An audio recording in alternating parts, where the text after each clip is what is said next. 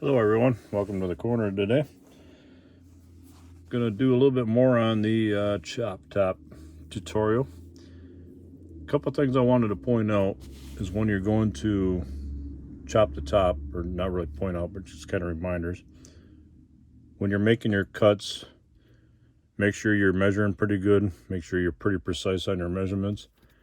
Make sure you stay pretty precise where you make your cuts. Cut in the same spots on from side to side. You know, don't cut above or below your mark on this side and then do the opposite on that side, because you will offset your roof. What I mean by, I don't know if I pointed it out in the last video or not. You want to make sure that when your roof goes back together, your roof isn't kind of higher on this side or lower on that side. You want to make sure when you kind of test fit everything, make sure everything is pretty much parallel with one another. You'll make sure that this line is kind of parallel with this line as it goes together, so it's not high on one side like that. You want to make sure it's pretty parallel, pretty even. So just kind of reminder on that, just to make sure you kind of double check your work. That way you don't look all kittywampus when you get it into the final build of it, final steps of it. With that in mind, what I've done already is I've cleaned everything up with my sanding stick. I also got my little file here that I use. It's got 2 grits of sandpaper on it. I just use that for cleaning up purposes, whatever. But I've got this fairly cleaned up. Now when this goes back together, I don't know, some cars, when I build a custom, some cars I take the drip rail. I take that drip rail off of the pieces when I sand it down. This drip rail right out of the box is pretty wonky, pretty uneven anyway, so I might just sand it all the way off. But when it goes back together, I kind of use that as a guide, if you will, to make sure stuff is going to line up. Now when you start to glue stuff together, I've got a couple of clamps sitting here that I'm going to try to use to keep these 2 sections of roof together. You don't want them, floating. You don't want them going together like this. And I'm over exaggerating, but you don't want them being uneven with each other. You want them pretty much square with one another and level with one another. This is kind of the tedious process of everything when it goes back together again. So what you want to do is just take a little bit of super glue. If you have accelerator, this stuff is pretty good. This stuff is kind of a savior when it comes to putting all this stuff back together again, because when you put super glue on it, you dab a little super glue on it instead of sitting there holding it for 15 seconds, 20 seconds, 2 minutes, 3 minutes, 5 minutes to wait for it to set up. You put super glue on it, you put the part where you want it, and you spray this on there. You can let go of it within about 2 seconds. It sets up pretty quick. It's insta-set your super glue. Those of you that never used it before, it's kind of a must-have in a hobby room if you don't have it yet. Especially when you're working with this kind of stuff, doing this kind of work to a model. So what I'm going to do is I'm going to glue the first piece in place, and we'll kind of work around the car. I'm just going to take a little bit of super glue. I use Gorilla Glue. I don't know what everybody uses, but I use this stuff because it seems to be a little thicker glue, and it takes a little while to set up on its own.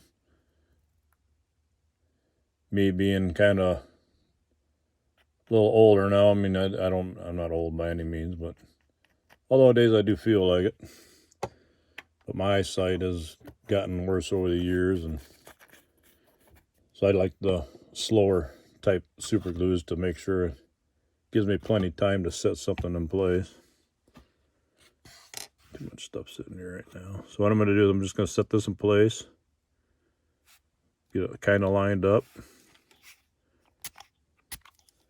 hit a little bit of that on the inside and outside,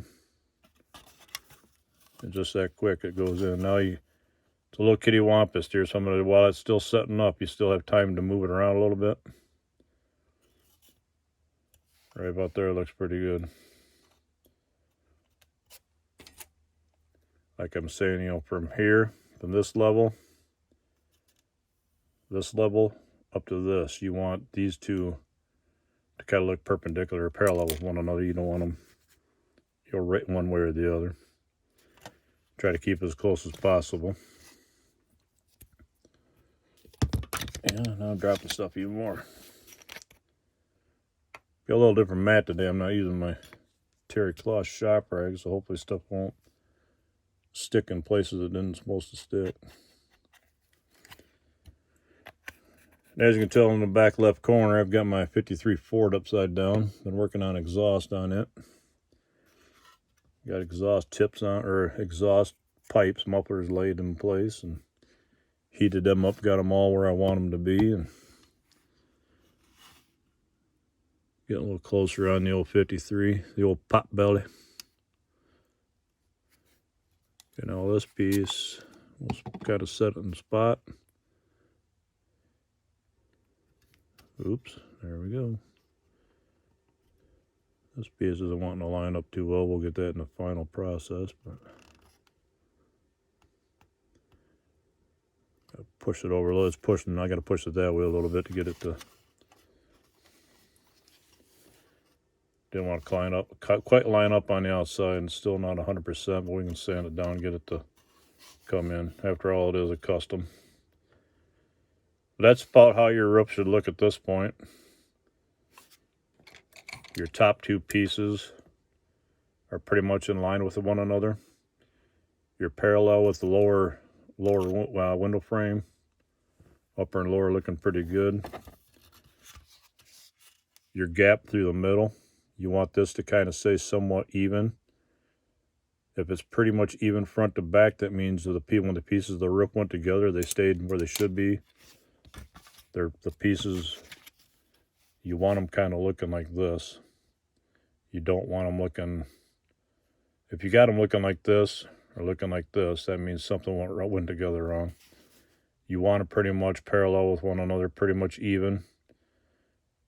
You don't want them stepped like this. I'm just moving one back. I'm over exaggerating on this, of course, but you gotta, even just the slightest little bit of a step. If it's just a little bit of a step like this in there, that will be enough to throw everything off in the end. Especially on a window opening. If you got a step like this and you try to fit glass into it at the end, you won't get glass to fit too well. You'll have a gap on your glass and it's going to show up. So like I say, you want these pretty much dead on when you're doing your final put together. We'll go over at the end too. I'll try to do the best I can here. Sometimes fitting glass into a cut roof is kind of a bear. Sometimes you gotta go with a little bit of a flat panel window, like on the 53 Ford here on this back window. This is just going to get a piece of flat, like an acetate sheet or clear windshield. I'm gonna have to try to figure out some way to fit a windshield into it. But when I'm doing flat windows, they're pretty much easy. You just get a piece of clear flat plastic and cut it and put it in. You're done. But when you've got compound curves, both, going top to bottom, a compound curve, and then you got the wrap around where like on this windshield where you got the wrap, and then you've got a compound curve going this way. Those are a little bit of trickier ones to get a window to fit into them. Okay, now, again, like I was saying before, on the vent windows, we're just going to leave them to last. So when we put this together, we're just going to glue it together with the vent post down inside the body. And you're going to want to try to line, you're going to want to line everything up the best you can. This may be where the clamps come in to kind of hold and keep everything parallel. A lot of times I just do it eyeballing it. Kind of do whatever works best for you. Now some people I've seen, if there's enough plastic there, I've seen people drill and put like brass or your stick pin that you see on dress shirts. I've seen people actually drill and pin these posts where they, makes them a little much more thicker, more stouter.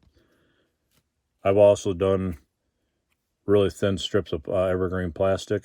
If they keep popping loose, I've taken a little piece of evergreen plastic, start at the top, go all the way down to the bottom, and put a piece of plastic in behind just to stiffen them up, make it a little bit more rigid. Now I got too much glue coming off.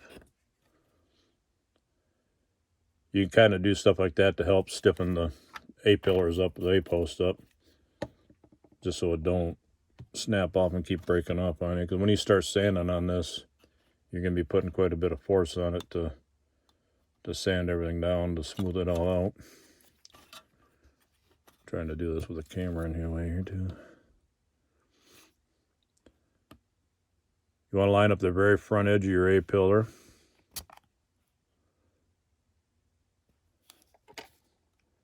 I'll show you here in a minute. Let this set up for a second.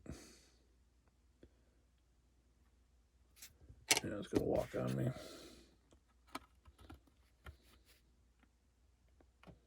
I don't want to do that. Yeah. Okay, got the glue to set up. Now you notice, like right now, the roof, this section is droopy. It's kind of dropping down. It's going to have to be lifted, and it's going to have to be torqued. It's going to have to roll inward, because right now, I think we're off. Yeah, it's a little drooped in the center too. It's going to have to lift here and lift back here.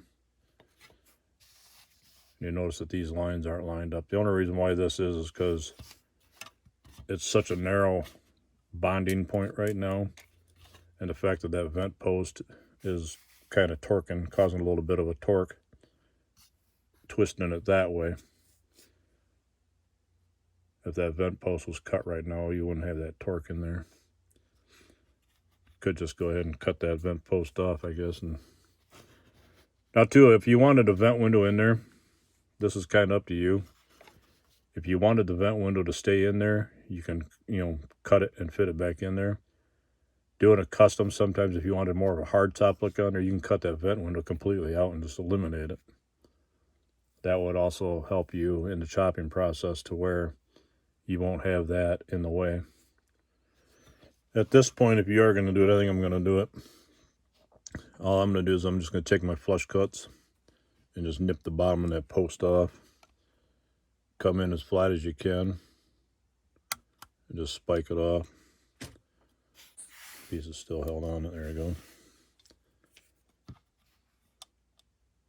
That way that will now sit on top of the body where it should be. It'll allow you to move that roof around a little bit more to where it's not putting so much torque on it. These are going to have to float a little bit until we start getting the filler panels in it. Once the filler panels go in, it'll help. Help the roof kind of come into play where it should be. Now, I don't want you all thinking I'm weird or anything. Well, probably too late for that. But I use a piece of plastic like this. You can lay it on top of the roof and clamp from here to here. That'll help kind of bring everything, keep it level. What I use is these, I guess they're barrettes, or whatever you call them, for women's hair. They're just little clamps. Like, I don't know what you call them. I guess they're like barrettes, or, just hair clips, whatever. But I use these, and you can come in just through the side window and catch just enough of that plastic to help hold it in place. Now you can see from here to here, this is a little dropped in the front, but it's actually holding it together pretty well where you want it. A lot of times I do that just to help, so that as you're working on other parts of the roof, these parts aren't sitting there getting that bounce. They don't get that bounce to where you snap them off. It does help a little bit. Whatever you can do just to kind of keep it more solid, where it's not wanting to bounce and jump around on you. That way you're not breaking stuff off, because if roof sections start breaking off, and as you're trying to do one side, you're going to get really frustrated with it. And that's usually about the time the body goes flying across the room and smacks the wall on the other side of your room. Trust me, I've been there, done that, and a few more times than I care to count, but it does happen. Oops, now there's a drop. There's been quite a few of my cars that have taken a flying journey across the model room, and I think we're a little high on this side. I think so. I've had quite a few cars go flying across the room and smack a wall on the other side of the hobby room, and been a few pretty cool looking cars too, and I've trashed them and destroyed them to the point of oblivion where they're no good. Sorry, I'm looking above the camera right now. I'm not really showing you what I'm doing. I'm just making sure. I wanted to make sure that was parallel. It looked like this side was cut a little higher than this side. It looked like we were a little off. I just wanted to kind of eyeball it myself without the camera, just to make sure it was right.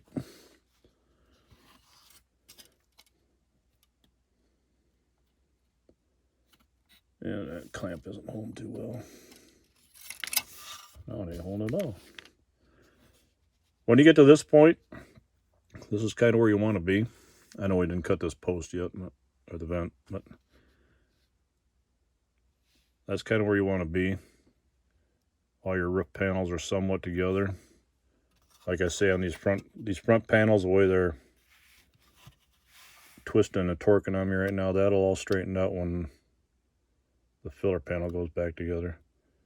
That's kind of where you want it to be, is looking something like that. And then from here, okay, and what you're going to want to have, I just pulled this piece out. This is a piece of evergreen strip, 40 thousandths by 80 thousandths. You're going to have different variants as far as what you're building. The gap on your roof is going to probably be a little different than this one, so don't hold those numbers to heart. But I found out through all my plastic here, that's what the size that fits best, and that'll fit down in between. That's just going to be the center filler. From here, what I do is I just cut a little bit longer when I need it. That way it gives me the extra length. Like I say, it's going well past the top of the roof on both ends. But this is going to be the center, kind of the backbone down through the center, and then I may even use this piece here that I had for a clamp just to kind of fill. That's going to be a little too wide, but we can cut it down and fill the cross pieces coming across. It's not near as thick as what the rest of this roof is. This is a little thinner thinner, more of a pliable plastic, but we can maybe make it work. But for right now, and this is where it kind of gets a little fun. This is where everything starts to somewhat come together. Let me kind of get it set up here a little bit. I'm going to have to try to clamp a little bit of the roof. What this piece is going to do is it's going to come in to the back and it's going to lay flat. What I may do is I may use one of my other clamps to kind of clamp it. I don't know how I'm going to do this yet. Well, it might lay pretty good there all by itself after all. What you want to do is you want to make sure everything's square. Well, maybe I won't. I tell you what, we're going to do it this way. The roof looks pretty flat as it is right now. So what I'm going to do is I'm just going to dab a little glue on each side of this.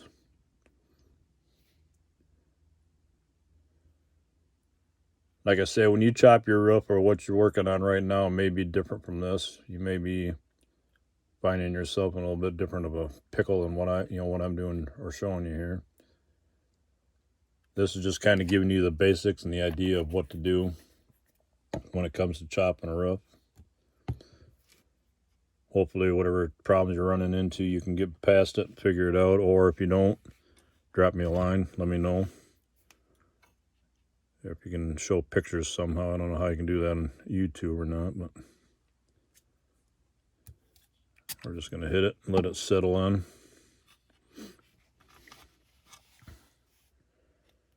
I know there's a gap right here in the back. We'll fill that in with another little smaller piece of this. We'll have to cut another piece and come more up underneath the window and hit it. Because right now there's you probably see it here a little bit. There's a little bit of a drop off on the back, like a shelf of that roof. We'll have to cut a piece and come up underneath at a upward angle underneath this, come up and fill that spot in, whatever. All right, now from here, that being your backbone, should be able to split and separate. and glue all this together on the front half. What I'm going to do is I'm just going to put a little drop of glue right in the center and the back, just to help hold as an anchoring point. What I'm going to do is I'm going to try to, oh, this clamp's going to be, that one's not going to work. Where's my, there it is. Lay that on top of the roof and then use these to help kind of hold everything square. Maybe cut that in half.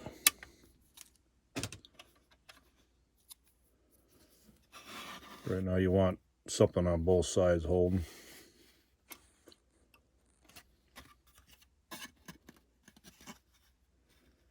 Come back here.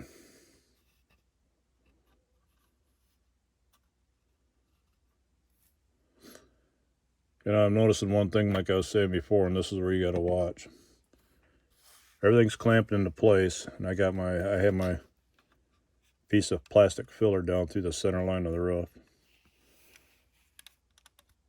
Eyeballing side to side on that roof, you see how they're off center?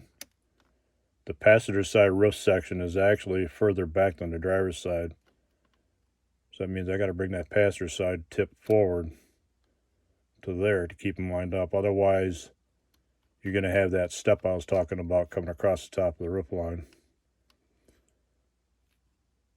They're pretty straight there, so what I'm going to do is I'm just going to grab them with my one finger here, pinch it, hold it in place.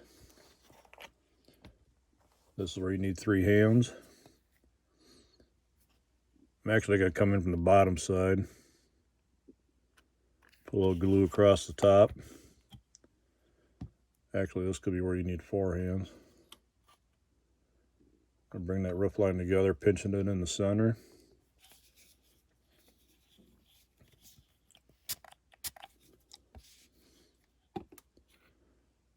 And hopefully that held everything together. Yeah, and it didn't. And this is what you don't want it to do. Pieces pinched together in the center. I don't know how well you can see it there. The filler panel pressed out, went above the roof line, and everything glued itself together underneath it. So this is one of those fun parts where you get to cut everything back apart and start over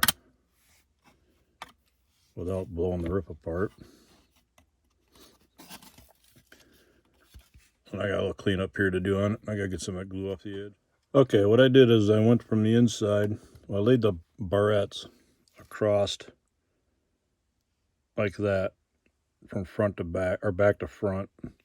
That'll hopefully kind of keep our roof panels in line front to back toward this is level. That'll kind of keep everything kind of true. I'm holding the piece where I want it. I got the piece of the filler piece that we're using coming down through the center, and I've got the 2 front edges here toward this is pretty much straight going across. If I let go of it, this piece is going to want to slip back again. But I'm going to kind of hold it where I've got it, and this is kind of keeping everything square and true right now. So what I'm going to do from here is on the inside, I'm just going to take a piece of take the super glue, put a little bit in the center channel there, hit it, and then kind of compare the top here. Make sure this stays flat across here. So far it is. We'll let that solidify, then I'll show you a little bit better what I can do. I can't really twist my wrist enough to get it around where I want to show you. There it kind of does. You want to make sure the top of that roof from across the top of the windshield stays flat. Oh, keep bumping the camera. I was looking at keeping this all flat, level to one another. So far it looks like it's pretty good. There's a side profile. Like I say, that vent window, it's up to you if you want to keep the vent in here or if you want to eliminate it, just keep it for just a 100% hardtop look. Although the vent window is nice on something like this, you don't have such a long window opening on the side. That's one thing you want to watch for too, is you don't want like a super long greenhouse on the side of it. Sometimes you can even put a B-pillar back in here just to kind of break up the monotony of that wideness of that opening on that window. This particular car I'm not, although if you wanted to, you can put like a quarter window in it. Take a piece of flat stock, clear sheet, put a little piece of like a bead, like a evergreen plastic on the edge of it, bare metal foil that, and then you can have like a quarter window rolled up in it, just to kind of break up the monotony of the opening here. There's different ways you can kind of go about it, just make it look visual appealing, if you will. But for right now, I think we're going to quit here. This video is already getting pretty long. We're going to kind of leave it in this position until next time. Next Monday, we'll pull it back out. We'll finish filling in these pieces here. And we'll start working on getting it sanded down, getting it to where it starts to look like a roof again. After that, we'll start cutting some glass. I'm going to kind of walk through and show you how to do the glass a little bit, just to give you an idea. A lot of times, on videos, people show you how to chop a top, but they don't really show you how to finish it up putting glass in it. So we're going to go a little extra farther on that and show you how I cut the glass. A lot of times, you can either use the kit glass, find out where it fits happy, where it's nice and happy where it fits, and you can scribe around the outside, or mark it off with a marker on the inside somehow, some way to where it'll get it to fit in there. Sometimes, and a lot of times, I find like I've got a couple of totes here, not a tote, but a couple of organizers. It's just nothing but glass. Sometimes it helps, going through extra, pieces of old discarded kit glass and stuff like that, just to try to find something that fits close and comes happy, to where it fits happy. The back window, even though it's got these little bit of a curves on the outer edge, you might be able to get a piece of flat stock to fit in there and just kind of push it and tuck it into the corners. We'll try to get I think the kit glass will actually fit in there. The kit glass might fit. Stick it in the top, cut the bottom of the back glass off, and it might come into play. But we'll save that for next time. But so far, that's kind of where we're at. Sorry the video got a little lengthy today, but we wanted to kind of show you all through to get to this point where the roof was actually back together on the car. I didn't want to leave it hanging, because if you're trying to go along with the video at home and you're having a car sitting there with the A-pillar just floating there in the breeze, I didn't want all the pieces hanging there loosely. I wanted it to kind of be a little bit more solidified. Right now I can take those barrettes off of there and actually leave it float, but I'm gonna leave them on there just to help hold things together. Being at this point and that point's the only point holding that front of the roof together, I want to keep it somewhat together. So, but with that in mind, we're going to cut it off here. We'll follow up with this one on Monday night, or next Monday, and we'll go a little bit further on it. Hopefully get the roof all molded back together into one piece roof, and then I'll start sanding down and getting everything blocked out, squared up, whatever, puttied, and go from there. And then we'll start working on the glass from there. So with that in mind, hope everybody's having a good day. We'll pull a couple kits out here during the week. We'll get another, like a feature car up on the table here and do the what's in the box segment coming up. And I'll maybe even throw in an update on the old Potbelly here. Like I say, this is the exhaust to this point. I've got a couple megaphone tips that I'm going to have. They're going to be coming out the back here, coming out the back. I did manage to get inner wheel wells in it up front. Put those in there, and it is back in primer. I got a few spots to work out and prep, sand down again. You can see the red filler putty on there. I'm going to sand all that down, hit it with primer again, and it should be about ready for base coat and start getting some pink on it. I had to modify the front sway bar across the front, so I cut a piece of brass, put a little bit of a curve in it. That way that curve clears the crank pulley on the engine. With that in mind, we're going to cut it off here. We don't want to get too long. Don't want everybody falling asleep at the wheel here. So everybody take care. Have a good day. Hope you're enjoying your day wherever you are. With that in mind, we will see you on the corner. Have a good one. See ya.